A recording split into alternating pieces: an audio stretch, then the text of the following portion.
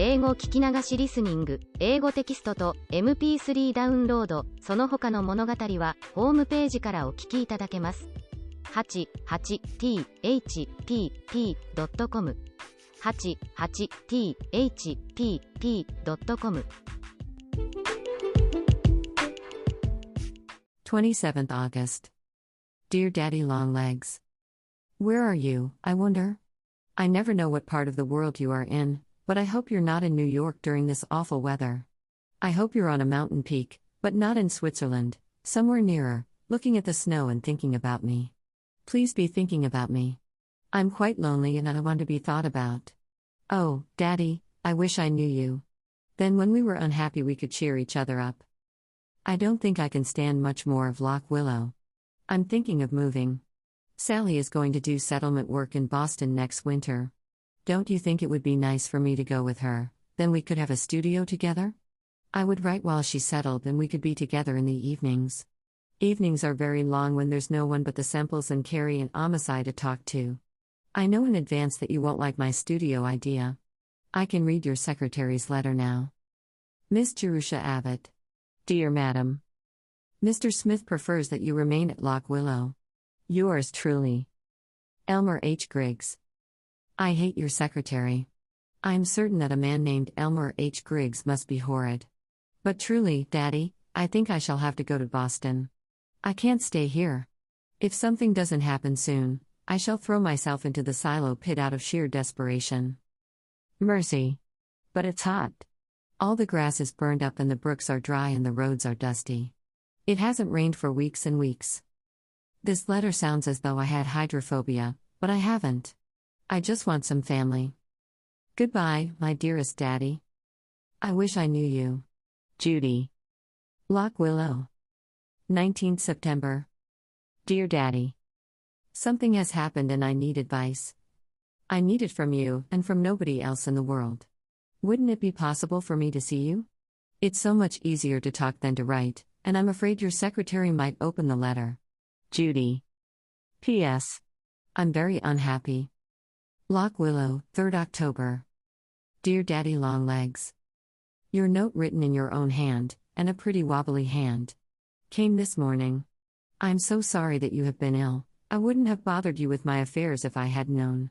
Yes, I will tell you the trouble, but it's sort of complicated to write, and very private. Please don't keep this letter, but burn it. Before I begin, here's a check for $1,000. It seems funny, doesn't it, for me to be sending a check to you? Where do you think I got it? I've sold my story, Daddy. It's going to be published serially in 7 parts, and then in a book. You might think I'd be wild with joy, but I'm not. I'm entirely apathetic. Of course I'm glad to begin paying you. I owe you over $2,000 more. It's coming in installments.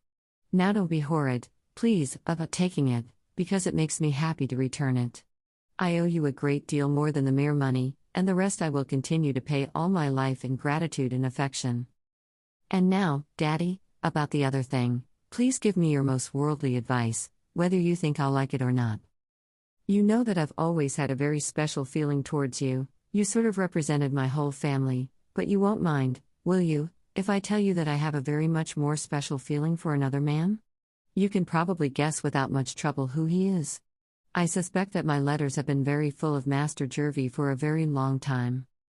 I wish I could make you understand what he is like and how entirely companionable we are. We think the same about everything. I am afraid I have a tendency to make over my ideas to match his. But he is almost always right. He ought to be, you know, for he has 14 years start of me. In other ways, though, he's just an overgrown boy and he does need looking after. He hasn't any sense about wearing rubbers when it rains. He and I always think the same things are funny, and that is such a lot. It's dreadful when two people's senses of humor are antagonistic. I don't believe there's any bridging that gulf. And he is, oh, well. He is just himself, and I miss him, and miss him, and miss him. The whole world seems empty and aching. I hate the moonlight because it's beautiful and he isn't here to see it with me. But maybe you've loved somebody, too, and you know? If you have, I don't need to explain. If you haven't, I can't explain. Anyway, that's the way I feel, and I've refused to marry him. I didn't tell him why. I was just dumb and miserable. I couldn't think of anything to say.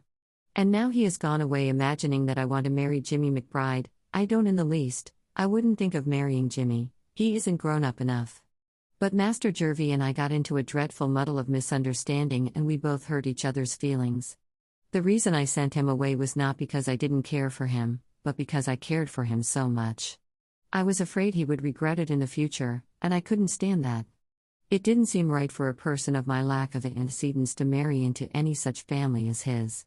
I never told him about the orphan asylum, and I hated to explain that I didn't know who I was. I may be dreadful, you know. And his family are proud, and I'm proud, too. Also, I felt sort of bound to you. After having been educated to be a writer, I must at least try to be one. It would scarcely be fair to accept your education and then go off and not use it. But now that I am going to be able to pay back the money, I feel that I have partially discharged that debt. Besides, I suppose I could keep on being a writer even if I did marry. The two professions are not necessarily exclusive. I've been thinking very hard about it. Of course, he is a socialist, and he has unconventional ideas. Maybe he wouldn't mind marrying into the proletariat so much as some men might. Perhaps when two people are exactly in accord and always happy when together and lonely when apart, they ought not to let anything in the world stand between them. Of course, I want to believe that. But I'd like to get your unemotional opinion. You probably belong to a family also, and will look at it from a worldly point of view and not just a sympathetic, human point of view, so you see how brave I am to lay it before you. Suppose I go to him and explain that the trouble isn't Jimmy, but is the John Grier home. Would that be a dreadful thing for me to do? It would take a great deal of courage. I'd almost rather be miserable for the rest of my life. This happened nearly 2 months ago. I haven't heard a word from him since he was here. I was just getting sort of acclimated to the feeling of a broken heart, when a letter came from Julia that stirred me all up again. She said, very casually, that Uncle Jervis had been caught out all night in a storm when he was hunting in Canada, and had been ill ever since with pneumonia. And I never knew it. I was feeling hurt because he had just disappeared into blankness without a word. I think he's pretty unhappy, and I know I am. What seems to you the right thing for me to do? Judy. 6th October. Dearest Daddy Longlegs. Yes, certainly I'll come, at 4:30 next Wednesday afternoon. Of course I can find the way. I've been in New York 3 times and am not quite a baby. I can't believe that I am really going to see you. I've been just thinking you so long that it hardly seems as though you are a tangible flesh and blood person.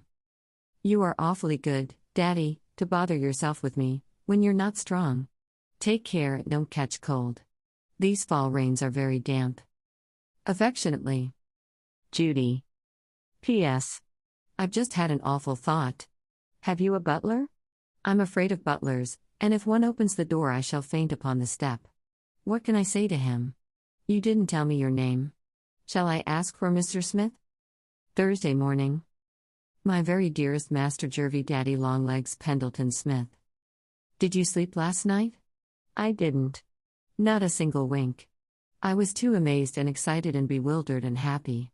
I don't believe I ever shall sleep again, or eat either. But I hope you slept. You must, you know, because then you will get well faster and can come to me. Dear man, I can't bear to think how ill you've been, and all the time I never knew it. When the doctor came down yesterday to put me in the cab, he told me that for 3 days they gave you up. Oh, dearest, if that had happened, the light would have gone out of the world for me. I suppose that some day in the far future, one of us must leave the other, but at least we shall have had our happiness and there will be memories to live with. I meant to cheer you up, and instead I have to cheer myself. For in spite of being happier than I ever dreamed I could be, I'm also soberer. The fear that something may happen rests like a shadow on my heart. Always before I could be frivolous and carefree and unconcerned, because I had nothing precious to lose. But now, I shall have a great big worry all the rest of my life. Whenever you are away from me I shall be thinking of all the automobiles that can run over you, or the signboards that can fall on your head, or the dreadful, squirmy germs that you may be swallowing. My peace of mind is gone forever, but anyway, I never cared much for just plain peace. Please get well, fast, fast, fast. I want to have you close by where I can touch you and make sure you are tangible. Such a little half hour we had together. I'm afraid maybe I dreamed it. If I were only a member of your family, a very distant fourth cousin, Then I could come and visit you every day, and read aloud and plump up your pillow and smooth out those 2 little wrinkles in your forehead and make the corners of your mouth turn up in a nice cheerful smile. But you are cheerful again, aren't you? You were yesterday before I left. The doctor said I must be a good nurse, that you look 10 years younger. I hope that being in love doesn't make everyone 10 years younger. Will you still care for me, darling, if I turn out to be only 11? Yesterday was the most wonderful day that could ever happen. If I live to be 99, I shall never forget the tiniest detail. The girl that left Loch Willow at dawn was a very different person from the one who came back at night. Mrs. Semple called me at 4:30. I started wide awake in the darkness, and the first thought that popped into my head was, I'm going to see Daddy Longlegs. I ate breakfast in the kitchen by candlelight, and then drove the 5 miles to the station through the most glorious October coloring. The sun came up on the way, and the swamp maples and dogwood glowed crimson and orange, and the stone walls and cornfields sparkled with hoarfrost. The air was keen and clear and full of promise. I knew something was going to happen. All the way in the train the rails kept singing, "You are going to see Daddy Longlegs." It made me feel secure. I had such faith in Daddy's ability to set things right. And I knew that somewhere another man, dearer than Daddy, was wanting to see me, and somehow I had a feeling that before the journey ended I should meet him too. And you see, when I came to the house on Madison Avenue, it looked so big and brown and forbidding that I didn't dare go in, so I walked around the block to get up my courage. But I needn't have been a bit afraid. Your butler is such a nice, fatherly old man that he made me feel at home at once. "Is this Miss Abbott?" he said to me, and I said, "Yes," so I didn't have to ask for Mr. Smith after all. He told me to wait in the drawing room. It was a very somber, magnificent, man's sort of room. I sat down on the edge of a big upholstered chair and kept saying to myself, I'm going to see Daddy Longlegs. I'm going to see Daddy Longlegs. Then presently the man came back and asked me please to step up to the library. I was so excited that really and truly my feet would hardly take me up. Outside the door he turned and whispered, "He's been very ill, miss. This is the first day he's been allowed to sit up. You'll not stay long enough to excite him?" I knew from the way he said it that he loved you, and I think he's an old dear. Then he knocked and said, "Miss Abbott," and I went in and the door closed behind me.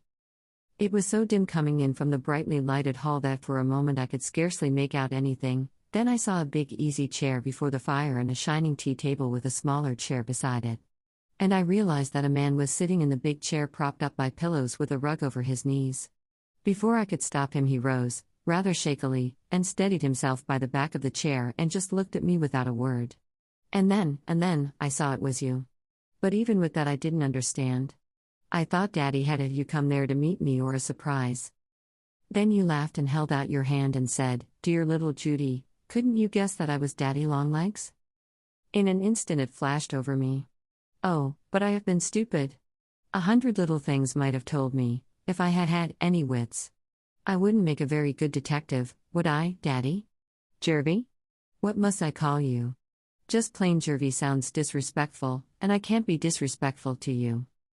It was a very sweet half-hour before your doctor came and sent me away.